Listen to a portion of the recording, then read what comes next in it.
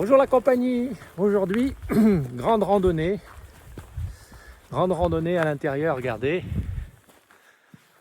Hop là, une magnifique forêt de pins pour commencer. On doit être à peu près 2000 mètres d'altitude. Et je vais traverser, enfin je vais essayer, je vais traverser la chaîne des volcans qui passe au sud de La Palma. Alors pour vous dire, actuellement il est 9 h. Les guides de randonnée donnent une distance complète d'à peu près 17 km. 17 km, ça va me prendre entre 8 et 9 heures. Donc c'est ambitieux. Je suis bien équipé en principe. J'ai beaucoup à boire, j'ai à manger, j'ai de quoi me couvrir. J'ai une lampe frontale, même si les journées sont longues maintenant. J'ai un téléphone, j'ai une radio longue portée pour communiquer avec Béatrice en cas de besoin. J'ai une balise GPS dans le dos. Allez, c'est parti! Aujourd'hui, il fait grand soleil. Il y aura peut-être quelques nuages sur la route, mais j'en doute. Ici, il fait frais, il doit faire 14 degrés. Ça va se réchauffer dans la journée. Et on va commencer par monter au point culminant de la randonnée. Ça va me prendre, je sais pas, 1 heure, entre 1 et 2 heures. Et de mémoire, il doit y avoir 500 mètres de dénivelé à grimper. Donc en fait ici on n'est pas au point culminant. On n'est pas encore aux 2000 mètres. On va y aller gentiment. Allez, à tout à l'heure. On est ici sur un sentier de grande randonnée. Les balisages sont standardisés au niveau européen. Blanc-rouge, grande randonnée. Voilà, il y a un autre petit symbole en contrebas. Donc en principe, sur ces sentiers-là, on ne peut pas se tromper de chemin. Ici, en ce moment, la principale difficulté, c'est que le sol est jonché d'aiguilles de pin. Donc en montant, ça va encore. Mais les quelques fois où il y a des petites descentes, c'est casse-gueule comme de la glace. Donc à tout hasard, hop, youhou! Je sais pas si on le voit. À tout hasard, j'ai pris une paire de chaussures de trail plus légères avec des meilleurs crampons. Parce que là, aujourd'hui, on devrait avoir des aiguilles de pin, de la terre, de la roche, du gravier, du sable, un peu tout ça, et essentiellement en descente. Allez, à plus! Voilà, ça c'est le sentier. Mais parfois, cette île nous offre des panoramas fantastiques. En face, c'est la Caldera de Taburiente, l'énorme caldeira volcanique au centre de l'île. Tout à fait en haut, là-bas, hop là, ce sont les observatoires astronomiques. Je vous rappelle, ici, il y a le plus grand télescope optique du monde. 10,50 m de diamètre. Énorme. Et il fait un peu chaud, hein, ça fait 30 minutes. Une petite pause pour vous montrer quelque chose.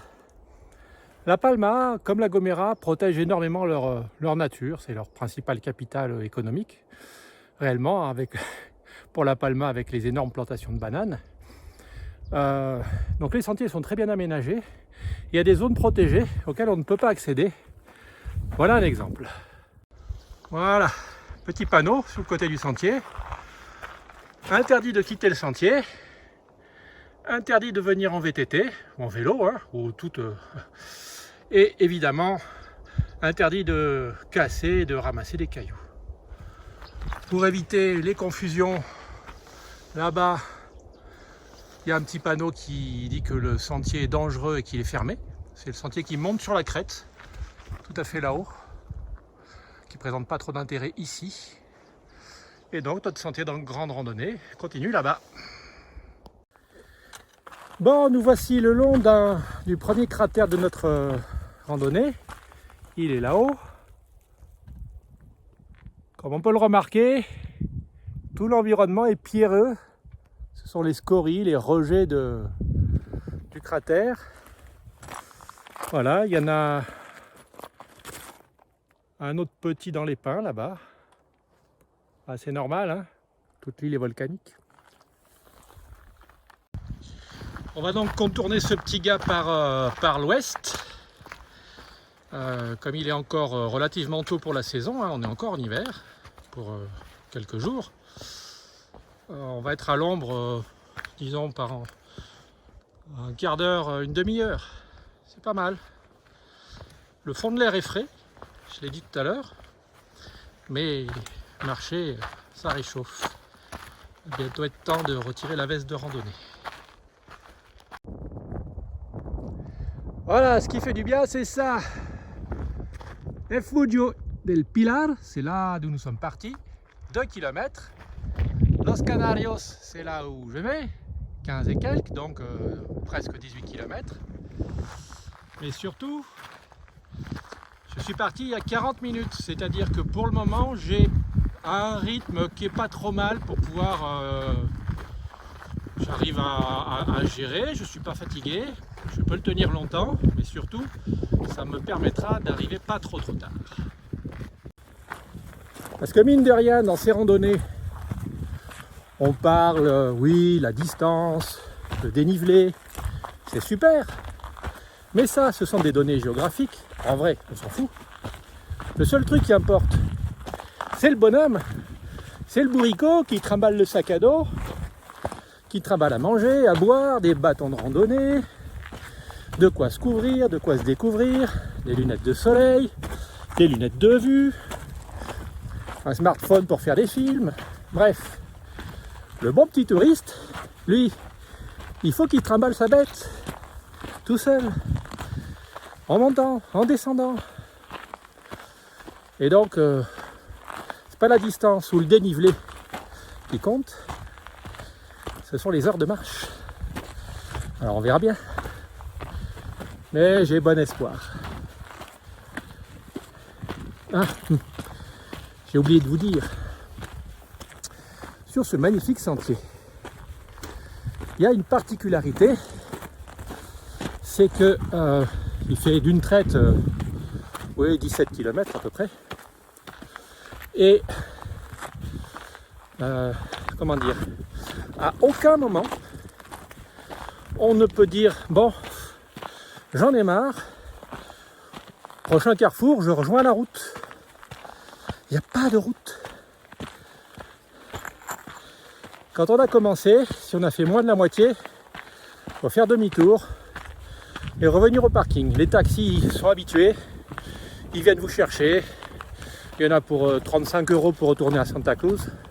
C'est rien. Si on a dépassé la moitié, il faut aller jusqu'au bout. Il n'y a pas le choix, on ne peut pas venir vous chercher. Il n'y a pas d'accès par des véhicules. Et donc, il faut faire attention parce qu'en cas d'accident, c'est compliqué. Bon, le sentier ici, pour le moment, c'est une piste forestière depuis les panneaux indicateurs. Donc, ça va, ça se gère bien. Une chose étonnante dans cette forêt, à laquelle on ne s'attend pas, et on met un petit moment pour s'en rendre compte, de temps en temps, on croise des souches d'arbres coupées, calcinées. Bizarre.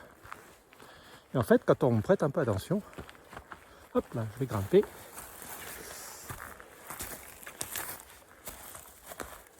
Hein?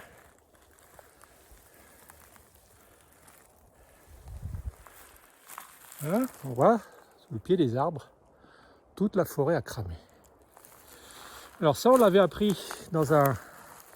Attention aux aiguilles de pin. Hop là. On l'avait appris au Visitor Center de la Caldera, je crois. Ces pins survivent aux incendies. Ça prend longtemps, Mais ils ont des racines profondes dans une terre qui est extrêmement fertile. Il pleut pas beaucoup, mais il pleut régulièrement. Il y a beaucoup de nuages à cette altitude. Là, on doit être à, je sais pas, 1600 mètres par là, 1700. Et en quelques années, moins de 10 ans, je pense, la forêt reprend sa place. Les forestiers entretiennent, donc coupent les souches brûlées. Il y en a beaucoup, hein. La forêt est un petit peu dégagée. Mais voilà, celle-ci, hop là, celle-ci a été coupée et bien cramée. Mais partout autour, le même incendie, la forêt a survécu. Alors ce qui est édifiant, c'est que la même chose chez nous en Méditerranée, il ne resterait rien. Et il faudrait 20 ans pour que ça repousse. Tous les pins auraient cramé comme des feux de paille, comme des pins. Ici, non. C'est peut-être lié à l'espèce, je ne sais pas. Je vous ai déjà parlé du marquage des sentiers de grande randonnée. Ici, devant nous, le sentier de grande randonnée. Là, la piste forestière. C'est pas interdit, mais ça n'est plus le sentier de grande randonnée. Donc, les gens y vont au risque de se perdre. Il se trouve que j'ai une bonne carte. Donc, il y aurait moyen peut-être de grimper sur le petit cratère qui est là-bas, en passant par la piste forestière. Ça rallonge pas vraiment. Je n'ai aucune idée des courbes de niveau. Je vais regarder sur une carte. Et si c'est faisable, je vais prendre par là. L'inconvénient quand on quitte le chemin de grande randonnée, c'est que le sentier n'est plus balisé. Donc, j'ai deux cartes topographiques sur le smartphone. Elles sont téléchargées. Mais c'est toujours quelque chose d'un peu particulier. Par exemple, ici, je tourne l'écran. Voilà, ici. Là, à gauche, il y a un sentier qui continue tout droit. Là, il y a un débroussaillement forestier qui descend, mais forcément, on n'est pas passé par là. Et là, ici, il y a une petite piste qu'on peut franchir à pied qui passe entre les pins et qui suit le débroussaillement. En principe, c'est ça, la trace. Je vais essayer voir. Dans tous les cas, ce qui est sympa sur cette petite piste sauvage, là, qui court devant moi, c'est qu'on est en pleine nature. Et là, vraiment, moi, je suis venu ici aujourd'hui pour ça. Vous la voyez, la piste? Étonnant, hein? Bon, les amis, j'ai fait mon premier petit détour. Je suis au sommet d'un petit cratère, tout petit. Ah, c'est vraiment tout petit. Voilà. Je vais retourner l'écran pour vous faire voir à quoi ça ressemble le paysage ici. Voilà, tout à l'heure on était au pied de la trace là-bas. On vient de derrière le cratère qui est ici. Au fond, c'est la caldeira. Ici en bas, c'est pas Santa Cruz, mais pas loin. Peut-être là-bas. Voilà. Des vieux cratères un petit peu partout. L'océan. En face, là-bas, le TID et Tenerife. Il y a un temps magnifique. Dans la nature. Allez, on reprend la balade, on va redescendre. En bas, là-bas, c'est le port de Tazacorte, l'autre grand port de La Palma. On va essayer de retrouver le sentier parce que c'est pas indiqué, il n'y a aucune trace, il n'y a rien. Donc il faut que je regarde mes cartes, sinon je suis comme un âne. Voilà, on est à nouveau sur la piste, donc on va redescendre. Ce qu'on peut observer, c'est qu'on est en réalité sur la colonne vertébrale de La Palma, sur la chaîne de volcans qui passe du sud de la caldeira de Taburiente jusqu'au sud de l'île. On ne va pas aller, puisqu'on n'a pas le temps. C'est une chaîne de volcans, il y en a 7, 8, 9, je ne sais plus, qui s'enchaînent les uns et les autres. Et voilà, c'est ça qui est sympa, c'est d'enchaîner ces petits sommets arides. Et c'est le seul accès, il n'y en a pas d'autre. Il est 10h30 passé, de peu, encore une petite pause. Je suis actuellement au sommet de mon deuxième petit cratère. Voilà. Là-bas derrière moi, là-bas, hop là, il y a 2 randonneurs là-haut. Je pense qu'ils sont partis avec 1h30, 2 heures d'avance par rapport à moi. Ils ont dû partir vers 7h30, 8h. Je vais regarder la carte si le sentier de grande randonnée reprend le chemin. Voilà. Ils sont là-haut, très exactement. Et le sentier de grande randonnée, il passe là-bas. D'ailleurs, en redescendant la petite piste sur laquelle je suis, je devrais le récupérer bientôt. Je vais regarder si on peut grimper là-haut. Je pense que c'est le point culminant de la chaîne de volcans. Et derrière moi, ça se voit pas bien ici parce qu'il y a, j'aurais dû le filmer tout à l'heure, il y a toute la couche nuageuse qui s'entasse et qui est en train de dégueuler sur le côté ouest de l'île. Parce que Béatrice a filmé il y a 2 jours. Ça se met en place, comme tous les jours. Je ne sais pas si on peut bien se rendre compte sur le film. J'espère qu'il n'y a pas trop de vent et qu'on entend un petit peu. Mais ces paysages sont vraiment super. Je l'ai déjà dit, et ça vaut le coup de le redire. Avec cette fichue pandémie, il n'y a pas de touristes sur l'île. Ces sentiers sont déserts. J'ai encore une fois l'impression que l'île m'appartient, qu'elle est là que pour moi. Pour les mauvais coucheurs, ça veut juste dire qu'en cas de problème, c'est dangereux, il n'y a pas de secours. Mais quand on voit le bon côté des choses, on se dit que la chance d'être ici.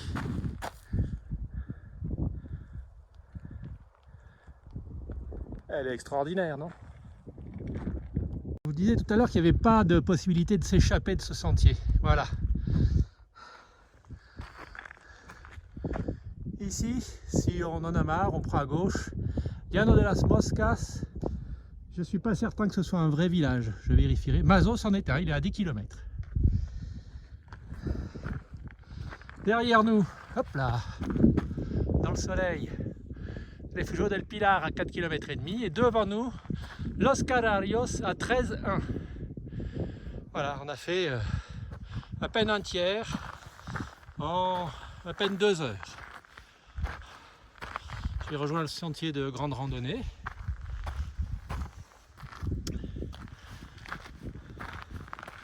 Qui double aussi probablement un autre sentier balisé en vert. Je ne sais pas lequel. Et on va essayer de grimper, là-haut. Sans trop perdre de temps. Allez, on continue.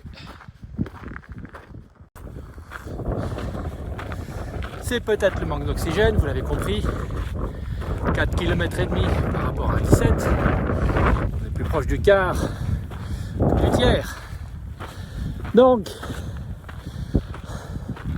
ça nous met sur une randonnée de 7 ou 8 heures. Hardi Moussaillon. Bon, les choses vont devenir intéressantes un peu plus parce que là-bas, hop là, où j'ai choisi de grimper, c'est un petit peu à l'écart du sentier. Donc je vais regarder mes cartes proprement pour savoir si ça me rallonge. Parce qu'au niveau de temps, je suis quand même un peu short.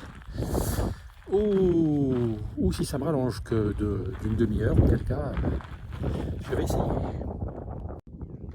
Je fais encore un petit écart par rapport au sentier, mais là, tout petit. Hein. parce que à l'œil, ici, il y a quelque chose.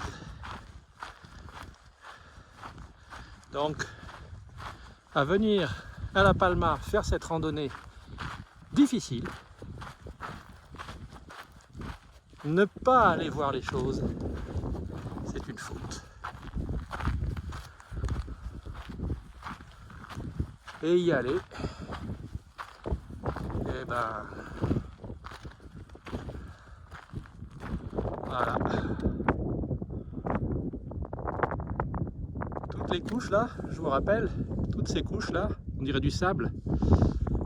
Là en face, là-bas, c'est ce qu'on appelle des coulées pyroclastiques, c'est-à-dire comme à Pompéi, des explosions de cendres et de roches en fusion, de gaz très très chaud, et qui montent très très haut dans le ciel. Et quand ça retombe sur des kilomètres, et ça fait ça. Et il y a des villes qui sont enterrées dessous, comme à Pompéi ou Herculanum. Et si on est dessous en mer,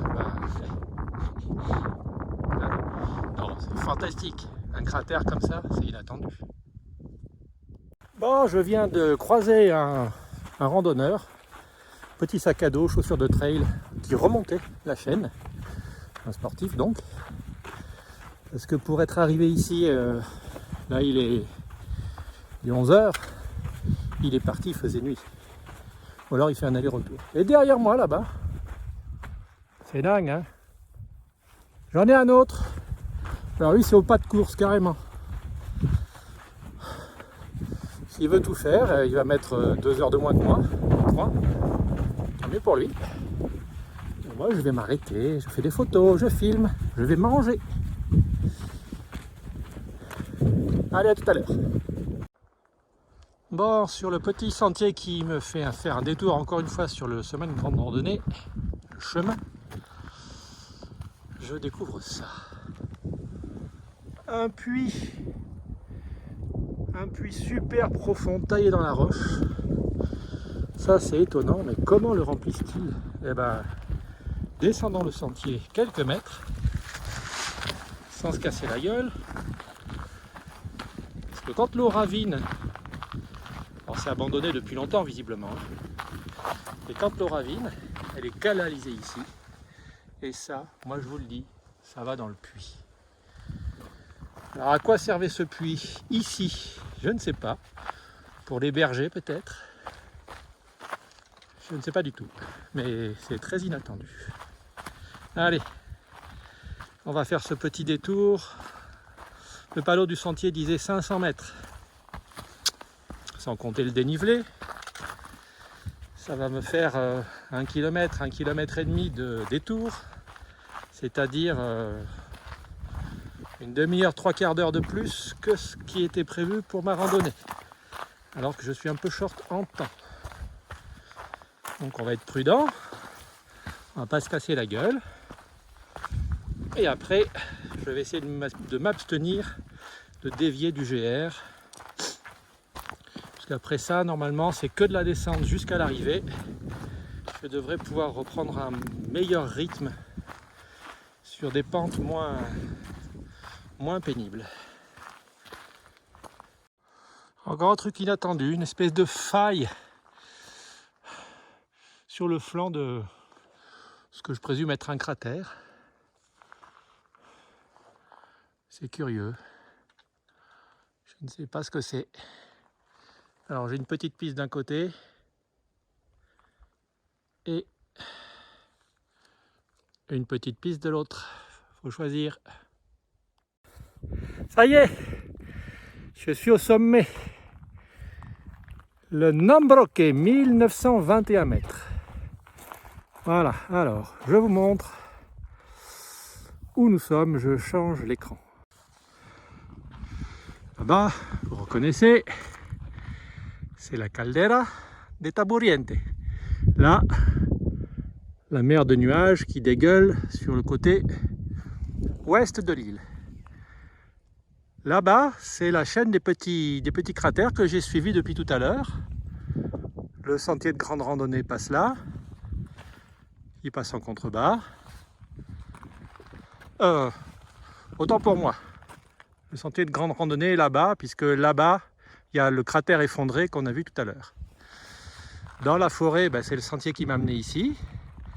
Ce que je prenais pour 2 randonneurs, probablement c'était cette espèce de poteau qu'on voit de très très loin. Là, le sentier de grande randonnée continue à suivre les crêtes. Ouais, il monte un petit peu, mais on va en principe descendre jusque pas au niveau de la mer, mais bien descendre. Voilà. Là-bas, je ne sais pas si ça se voit sur l'horizon, c'est La Gomera. Là-bas, c'est Tenerife. Il y aurait en principe El Hierro quelque part par là, mais je ne pense pas qu'on puisse le voir. Aujourd'hui, c'est un petit peu brumeux. Voilà, on est dans un endroit magnifique. Je ne regretterai pas d'y être venu, mais je serais peut-être vachement plus fatigué. Je vais manger un petit truc. Bon, ça y est, me voilà revenu sur mon sentier de grande randonnée. Donc je reprends ma route. Hop là. Il me reste plus de 12 km à faire. Ça va me faire 5 heures.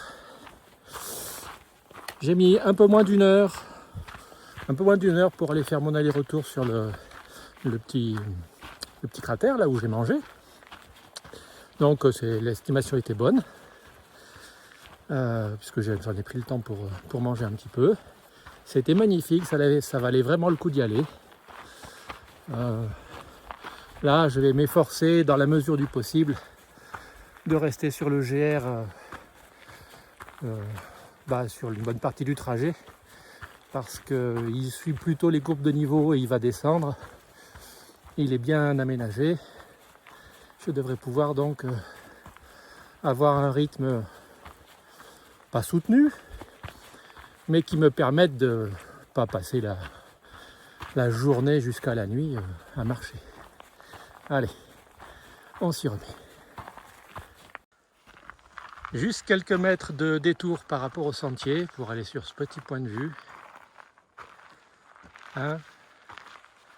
On fait gaffe parce que là en dessous il n'y a aucune sécurité et si on se casse la gueule... on se casse pas la gueule. Regardez-moi ça. C'est pas beau?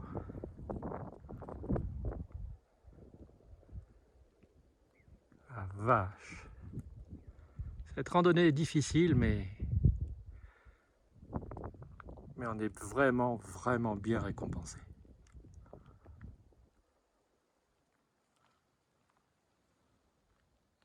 Bon, il commence à faire chaud, il y a un petit peu de vent, mais il va faire chaud là. Je pense que le sentier va descendre là-dedans. Donc je vais changer d'équipement, enlever les jambes de pantalon et hop là, je vais mettre les chaussures de trail à la place des gros godillots de randonnée. Voilà, il est 12h05, fin de la petite pause. Je vais changer de chaussures, tomber les jambes de pantalon, remonter les bras de chemise, tomber la veste de randonnée. Mes pieds sont beaucoup plus légers avec ces petites chaussures de trail. Et on reprend notre balade.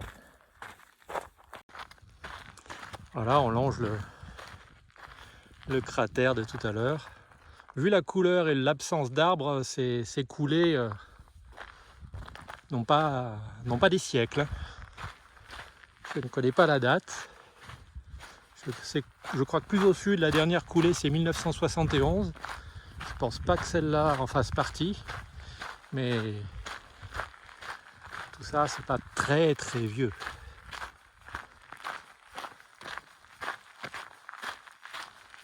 Alors je suis un garçon curieux, mais je ne vais pas descendre en bas parce que ça va vraiment trop me rallonger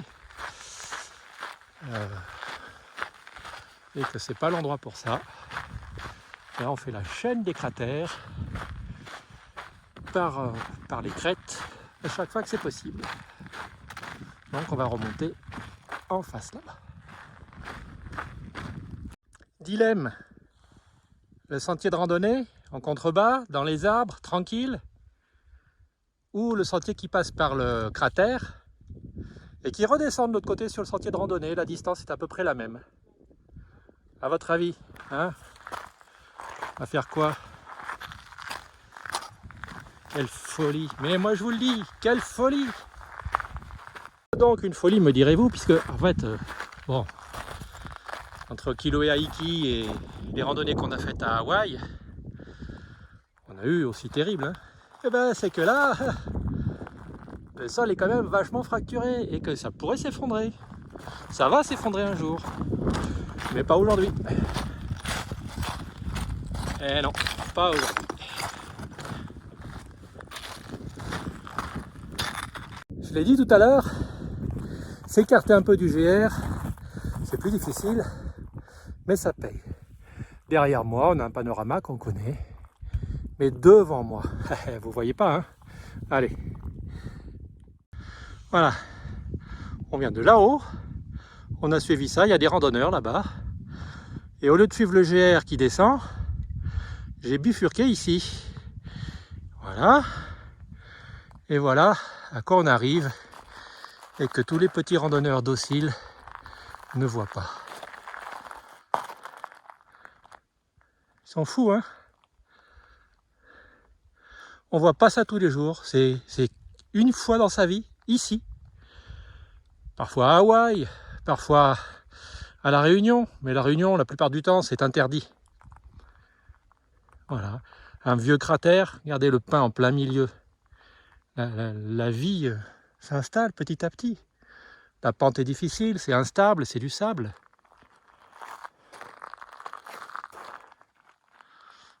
Hein? Alors est-ce qu'il y aura d'autres randonneurs qui oseront s'écarter du sentier balisé et prendre le risque de découvrir la Palma telle qu'elle est réellement? Allez savoir. Je vous en avais déjà fait voir à Hawaï, je ne sais pas si ici ça se verra. Ces pierres sont rutilantes. Elles brillent, on dirait qu'elles sont vernies à l'intérieur. Elles pèsent rien, moins qu'un morceau de sucre. C'est très très léger, c'est rempli de bulles. Et ça brille de bleu, de jaune, de vert, d'orange.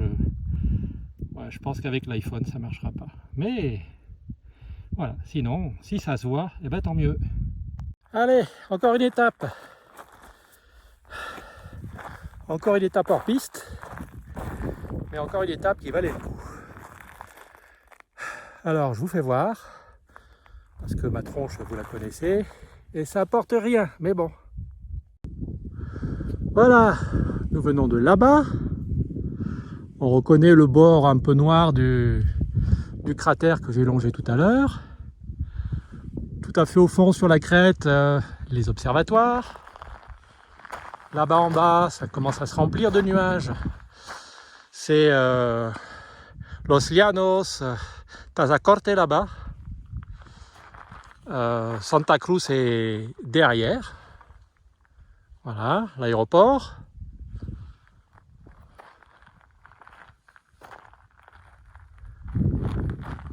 La chaîne des cratères qu'on va continuer à descendre. Là, je pense qu'on est à nouveau au point culminant. On est à peu près au même niveau que tout à l'heure. Voilà, les deux randonneurs qui me suivaient ont fini par lâcher le sentier de grande randonnée, selon quoi ils ont bien raison. Bon, moi j'ai choisi ce côté pour avoir le soleil dans le dos parce que c'est plus joli. Voilà, moins spectaculaire que tout à l'heure. Mais encore une fois, se donner la peine de monter ici, c'est unique, quoi.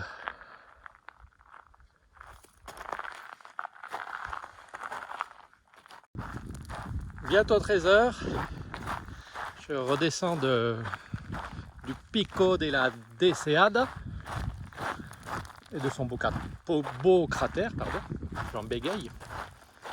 J'ai encore mangé un petit peu, il est 1h moins 10. Je dois avoir fait un peu moins de la moitié de la longueur totale de la randonnée telle qu'elle est prévue. Ce qui m'aura pris 4 heures. Ce qui veut dire que, toute chose égale par ailleurs, si je fais la même chose en m'arrêtant de temps en temps, en me détournant de temps en temps, je devrais arriver vers 6 heures. C'est ce que j'avais prévu. En face, on observe donc c'est sous le vent de la Palma. Le vent vient de derrière moi sur ma gauche, nord-est, sous le vent de la Palma. La mer du nuage se reforme, c'est assez curieux. C'est généralement bien dégagé en dessous. Ah, non, je vous disais tout à l'heure, mais maintenant on le fait, on peut. Ici, là-bas, derrière le petit pin, Tenerife avec LTID. Là-bas en face, La Gomera. Et là-bas, sur l'horizon, c'est El Hierro, l'île la plus au sud de tout l'archipel. Et au détour de cette forêt de pins qui a cramé aussi, hein, on découvre que voilà, la nature revit. Alors je sais qu'il y a des variétés de plantes dont les graines ne germent qu'après avoir été soumises à des chaleurs extrêmes qu'on ne trouve que dans les incendies. Peut-être est-ce pareil ici. Bon, celui-là il est bien mort.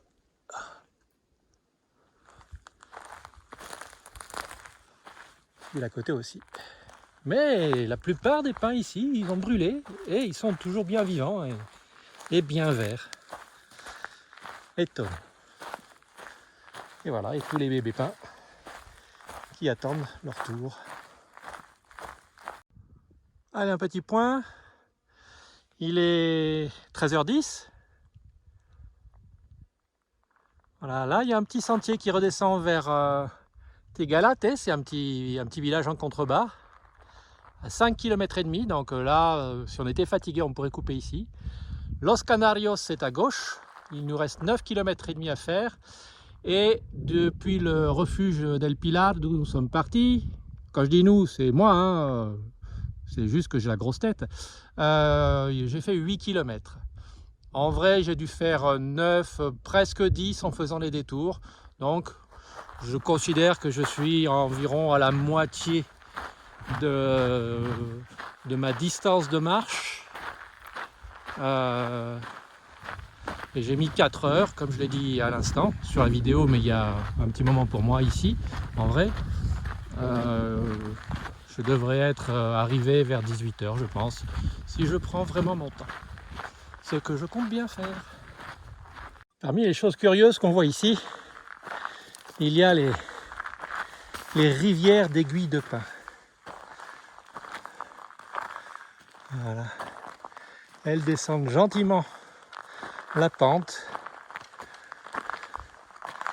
tranquillement. Et après,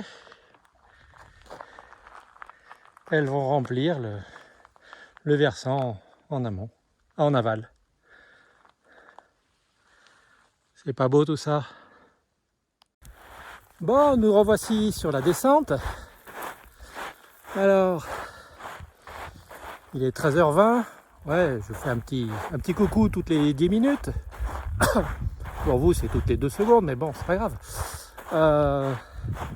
On est sur une descente qui est techniquement plus facile que jusqu'à présent.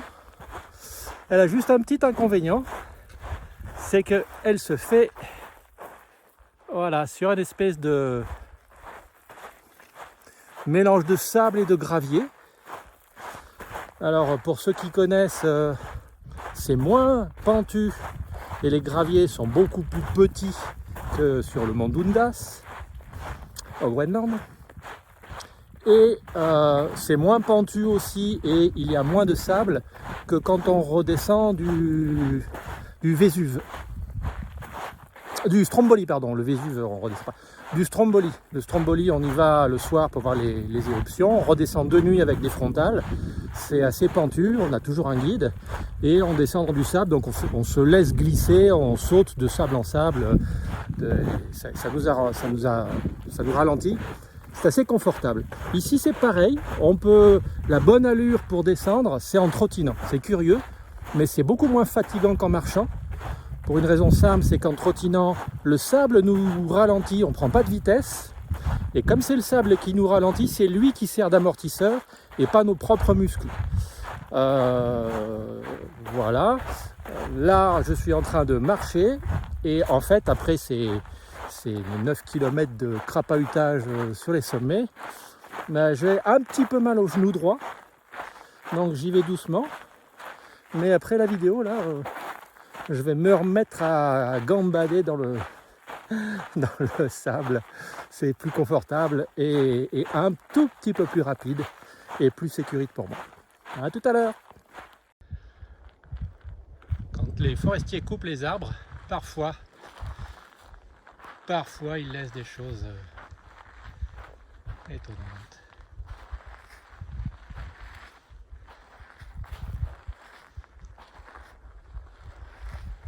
Presque du bois flotté. Là, bon, ça a visiblement bien brûlé. Hein. Mais ce qui est toujours épatant, c'est qu'une fois dépouillé de son écorce,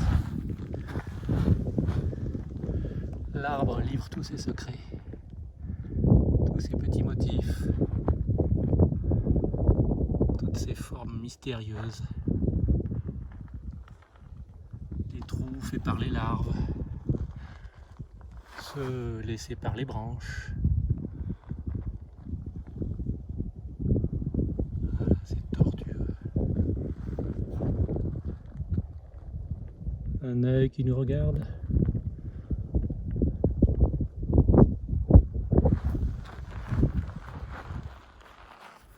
Allez, on reprend le voyage. Non, je ne vais pas monter là-haut. Je ne vais pas monter là-haut parce que j'aimerais bien, mais là le sentier de grande randonnée n'y conduit pas et il n'y a pas de sentier parallèle.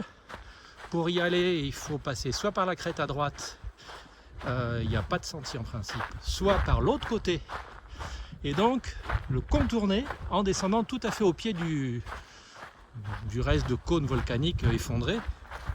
Donc c'est sûrement très joli, très spectaculaire à droite, mais il y a quand même une belle grimpette à faire et j'ai pas trop envie, mais allez savoir, j'en ai fait d'autres des bêtises aujourd'hui. Vous serez bientôt fixé, moi il va me falloir encore une demi-heure, une heure pour savoir. Tout à l'heure il y avait des centaines, des milliers de bébés pins. Là on a des centaines, des milliers de pommes de pin qui jonchent le sol. Alors il y en a partout, évidemment. Mais là, il y en a particulièrement beaucoup. Cette forêt est splendide.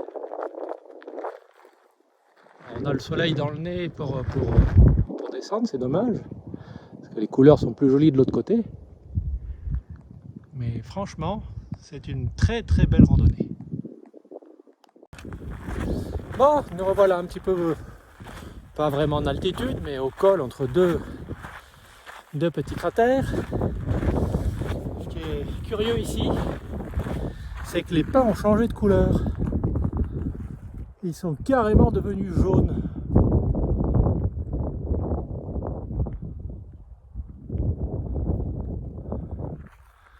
Étonnant. Sécheresse, minéraux dans le sol. Je ne sais pas. C'est très curieux. Voilà, on vient de là. Mes copains randonneurs qui s'étaient arrêtés manger sont en train de me rattraper. Là-haut, finalement, j'y monte pas. Et c'est la première fois depuis le début de la randonnée où on passe un col et à quelques dizaines de mètres du col, on n'aperçoit rien plus haut, plus loin. à part si on est vraiment très attentif, les nuages au fond là-bas. Mais on est bien en train de descendre, là c'est clair. On a franchi les points les plus hauts. Alors, il y en a un petit qui apparaît au fond là-bas.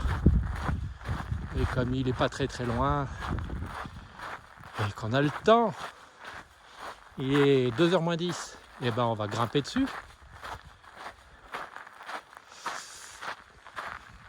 Regardez-moi ça, si c'est pas beau. Hein? Faut vraiment venir là. Alors on vient de là-bas. Bonjour mes randonneurs qui me suivent. La mer de nuages. Tenerife au fond. Et je fais une petite incartade au chemin de grande randonnée. Il y a deux petits brins très courts qui mènent à deux endroits d'un vieux cratère. Donc à être sur place. Il est 14h. Il doit me rester 7 km et demi à parcourir. Donc 3 heures. Voilà, j'ai le temps. J'y vais doucement, je fais attention, je profite et je vais découvrir de beaux endroits. Voilà un petit aperçu des premiers panoramas. Je vais aller un petit peu plus loin. Un vieux cratère effondré, très vieux celui-là. Quelques pins au fond. Des belles couleurs. Voilà, le sentier derrière moi. Bon, je suis sur la première petite bride. Et il y a des plantes.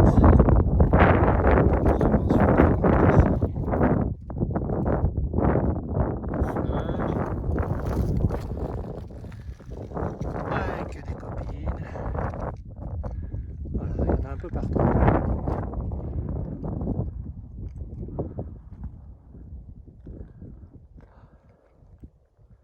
Bon, la pente est un peu abrupte, je reconnais.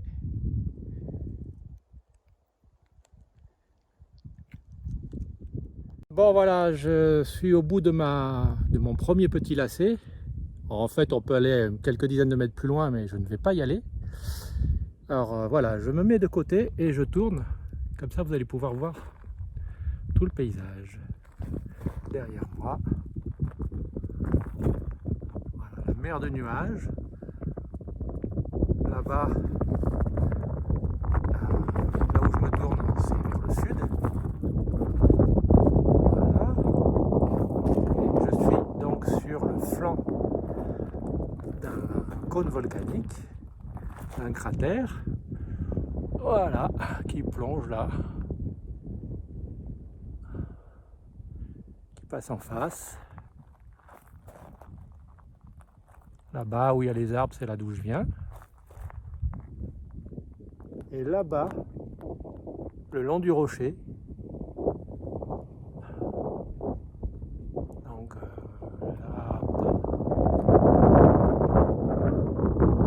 c'est là d'où je viens juste à l'instant. Un petit sentier qui fait un demi-mètre de large, avec le ravin d'un côté et le mur en surplomb de l'autre. J'étais pas fier. Oui d'accord, c'est pas un ravin, c'est juste une pente un peu abrupte où si on tombe on va glisser sur quelques mètres, quelques dizaines de mètres, s'écorcher un peu partout et se casser une jambe. Mais bon, c'est flippant, alors on regarde pas. Sinon c'est joli, hein.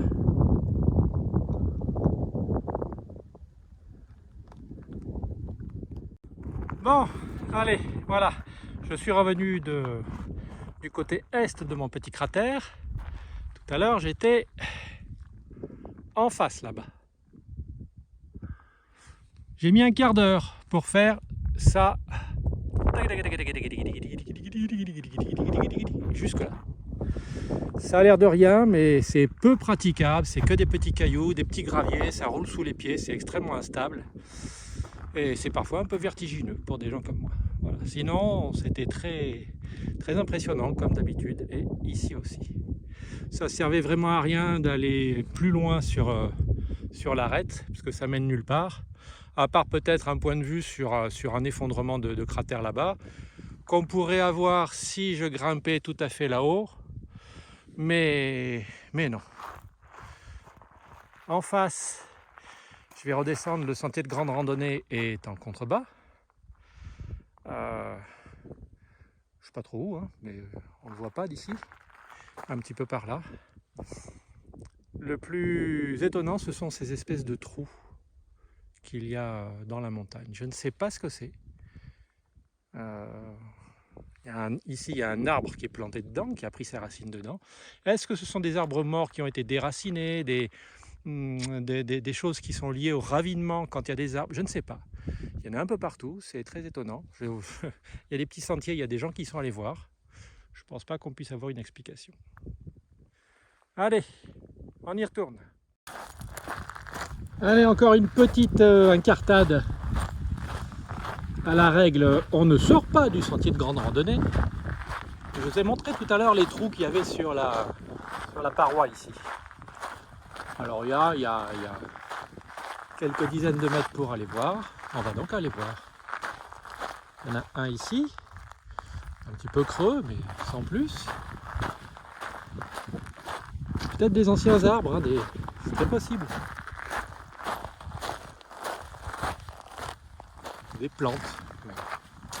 En Namibie, les euphorbes font ça. Mais là, on n'est pas en Namibie et le sol est loin d'être désertique. C'est de la roche. Allez, voilà le trou. L'antre d'un dragon, d'un ours, d'un loup. Allez savoir. Ça a l'air naturel. Rien à voir avec un arbre. Rien à voir avec un arbre. Ça pourrait être, c'est des vieux souvenirs, ça pourrait être des évents volcaniques, des issues gazeuses. Parce que c'est bien régulier, c'est en couche. Je vais aller me mettre à l'ombre, peut-être ça verra mieux. C'est en couche régulière.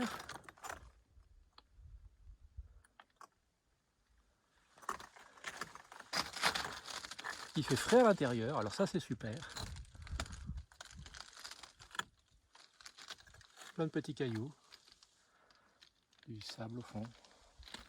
Voilà. Le mystère n'est pas résolu, mais au moins on est allé voir. Allez, il est 3h moins le quart. Il reste, je sais pas, 2h30, 3h de marche. Alors on y va. Tout le monde connaît les alignements de Karnak. Et ici, si vous prêtez bien attention, là, les pierres sont toutes alignées. Et dans ce sens-là, face à moi, évidemment, elles sont pavées en réalité, ce qui fait qu'elles sont alignées sur de multiples axes. Est-ce que ce sont les gens qui ont aménagé le sentier de randonnée, qui ont déblayé les pierres et qui les ont rangées ainsi? C'est forcément, ça peut pas être naturel. Je vous le dis moi. Des roches qui sont alignées comme ça, là, non. Donc j'observe, je ne connais pas la nature de cette chose. Je pense que la plupart des touristes qui passent ici ne s'en rendent même pas compte.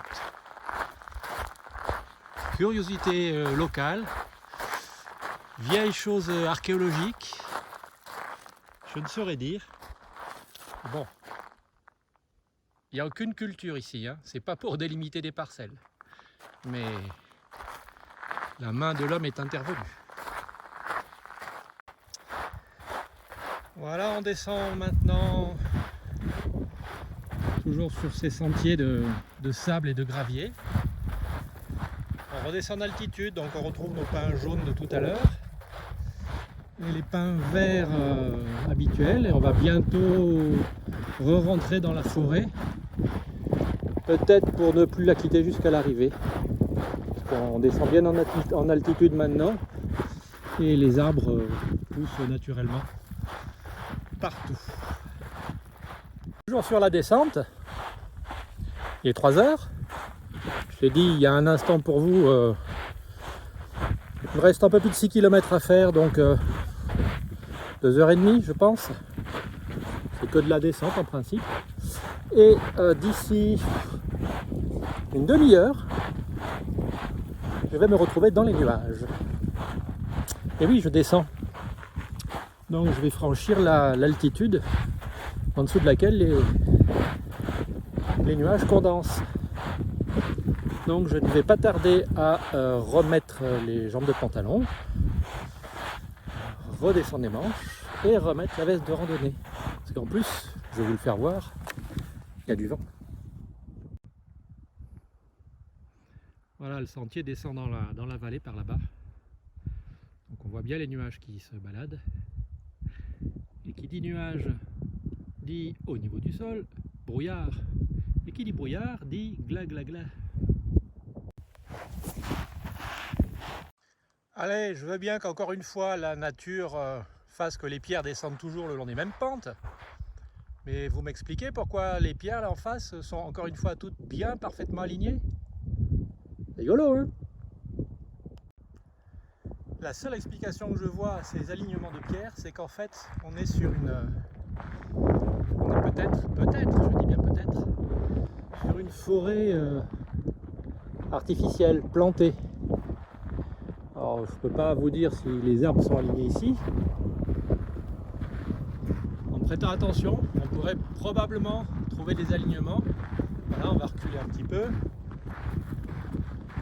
Hop là. Voilà. Ici, là, jusqu'en haut, il y en a quand même une quinzaine qui sont bien alignés à pétole près. Donc comme il y a pas mal d'endroits sur l'île qui ont été plantés pour aider la nature à repartir, non pas comme elle était avant, puisqu'avant elle était désertique, mais avec des plantes originelles de la palma. Peut-être qu'à l'occasion, les gens qui ont fait ces travaux il y a longtemps maintenant, aligner les pierres, peut-être pour servir de repère aux endroits où ils avaient planté les arbres. Et les endroits où il ne reste que les pierres, c'est les endroits où il ne reste plus les arbres. Allez, une petite pause ici au détour du chemin. On est en pleine forêt, encore une fois une forêt brûlée. Hein, les arbres sont vraiment calcinés, mais ils sont toujours vivants. Il reste 5 km à parcourir. Voilà, un arbre mort. Je vais me rhabiller un petit peu au cas où je me prenne le brouillard en descendant. Parce que là j'ai la place, j'ai un peu de temps. Et j'en ai profité pour brancher le téléphone sur sa petite batterie de secours. Parce que à force de faire des films et de faire du point GPS, du tracking, et ben ça consomme la batterie. Nous voici sur une petite portion un peu plane, ça fait du bien. Un truc rigolo, j'avais vu ça quelques fois sur les arbres. C'est une espèce de mousse qui pousse sur les branches de certains pins. Enfin, de celui-là en tout cas. Voilà, une petite partie un peu plane pour reposer les jambes. Parce que mine de rien, la descente un peu raide pendant des heures, ça finit par tirer. Toujours cette fameuse forêt où régulièrement il y a des troncs d'arbres brûlés. Celui sur lequel j'étais tout à l'heure pour me remettre les manches et les jambes de pantalon était cramé de l'intérieur.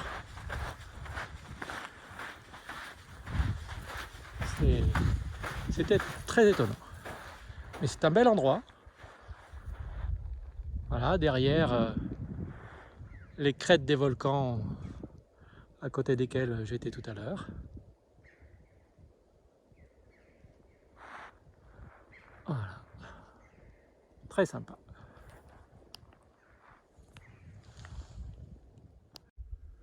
Bon, celui qui me dit que tous ces alignements sont naturels, il vient sur place et il m'explique comment ça s'est fait. Hein? Rigolo. Non, ça n'est pas un incendie. Non, non. C'est juste l'eau qui condense. Voilà, les nuages au-dessus. En fait, ils sont à quelques dizaines de mètres au-dessus de moi. Voilà. En face, Tenerife et LTID, hein, ben on ne le voit plus. Et ici, sur le côté, ça demande qu'à rentrer.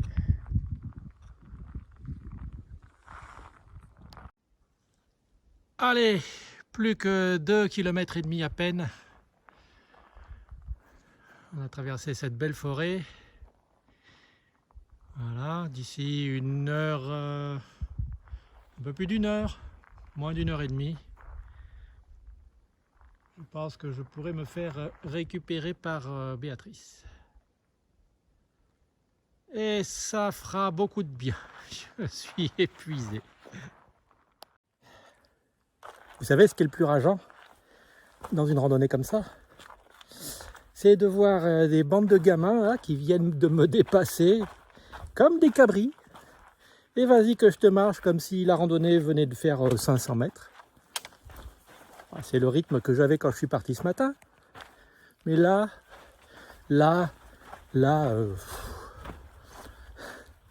j'ai mal aux genoux, j'ai mal aux jambes, je suis fatigué. J'ai bien mangé, j'ai mangé tous mes sandwichs, j'ai mangé ma banane, j'ai mangé ma pomme, j'ai mangé des graines, j'ai bu 3 litres et demi, donc j'ai pris soin de moi. Mais il n'en demeure pas moins que c'est long. Et il se trouve, si je m'en réfère à mon petit logiciel qui enregistre la trace de la randonnée, il semblerait, ça je vérifierai quand même, mais à force de faire des détours, de monter sur les crêtes, de redescendre de l'autre côté, etc. Il semblerait que j'ai fait presque 5 km de plus que ce qui était prévu. Alors déjà, les 17 et quelques me paraissaient ambitieux, mais je me suis dit, allez, je ne vais pas me surestimer, mais en le faisant sur toute la journée, bien alimenté, bien hydraté, c'est jouable. J'avais pas prévu, compté, de faire tant de kilomètres en plus. Ce qui explique peut-être mon état d'épuisement en général. Bon, là, il reste 1,5 km à parcourir. Béatrice est partie, donc je ne sais pas lequel des deux sera au point de rendez-vous en premier, mais c'est sur la bonne voie. Moi, je descends piano, piano, à petit rythme. Et voilà, toujours dans cette belle forêt. Allez, je vous la montre encore une fois. Voilà, on va par là, ça descend petitement.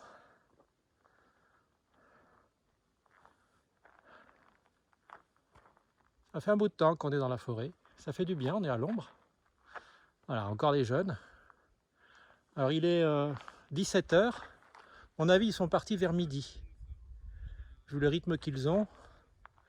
Et il n'y a pas vraiment, à moins qu'ils aient fait un aller-retour à un point que je ne connais pas, mais je les aurais croisés. Allez, on est dans le dernier kilomètre. C'est le plus dur, je vous le garantis. D'avoir été doublé par tous ces minots, ça m'a pas foutu un coup au moral, non, parce que bon, voilà. Mais c'est dégueulasse, quoi. Et voilà. Je m'étais dit dans mes délires de promeneur, tiens, ça serait sympa, si le temps s'y prête, d'enchaîner jusqu'en bas, jusqu'au phare, là où on a plongé l'autre jour. Oui, bon, allez, des 6 ou 7 km de plus, ça paraissait faisable hein, sur le papier. Mais là, moi, je vous le dis, c'est impossible.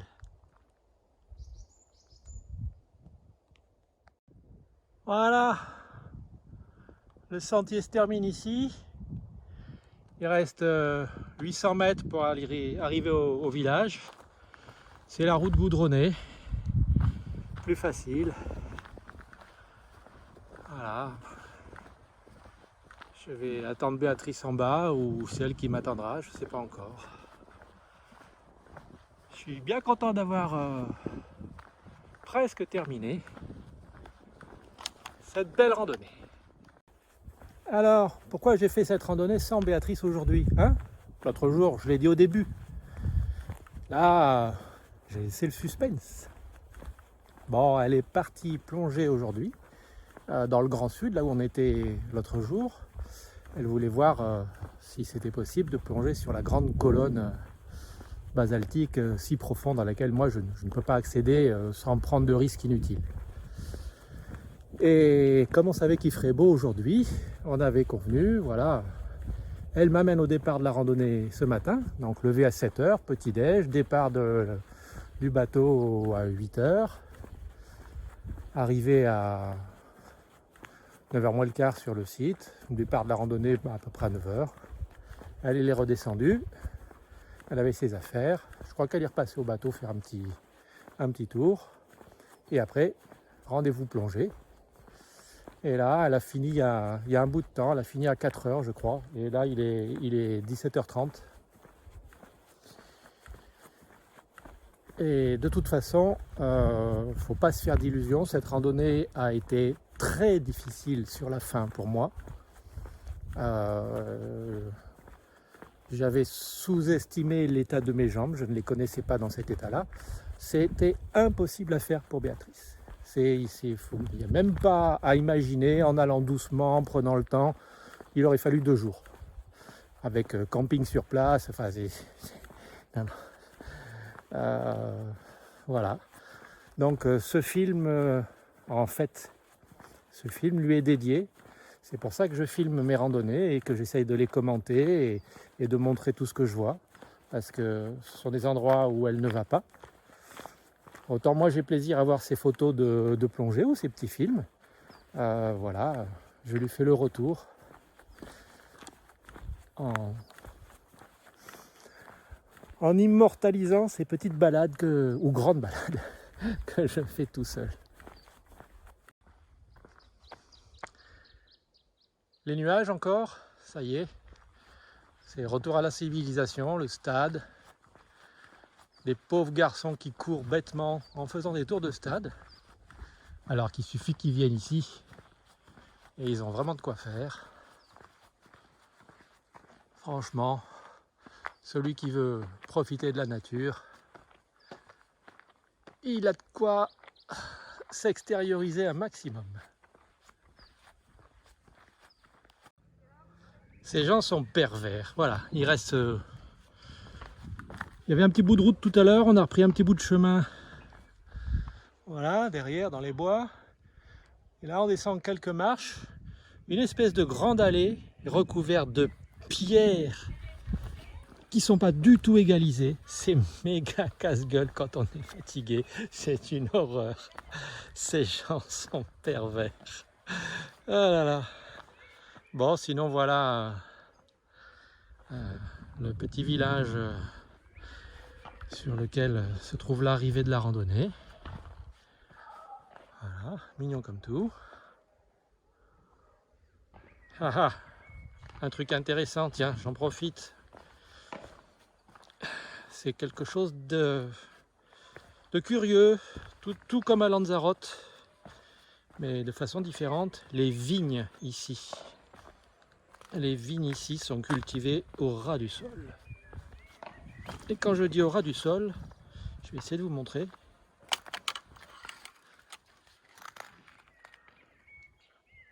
Voilà.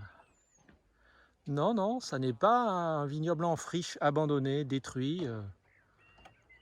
Tous les vignobles qu'on a vus ici sont tous comme ça. Les pieds de vigne font 10 cm, 20 cm de haut. Il n'y a aucun palissage, il n'y a rien. Je suis curieux de voir au printemps ou à l'époque des vendanges, comment ils font. C'est très étonnant.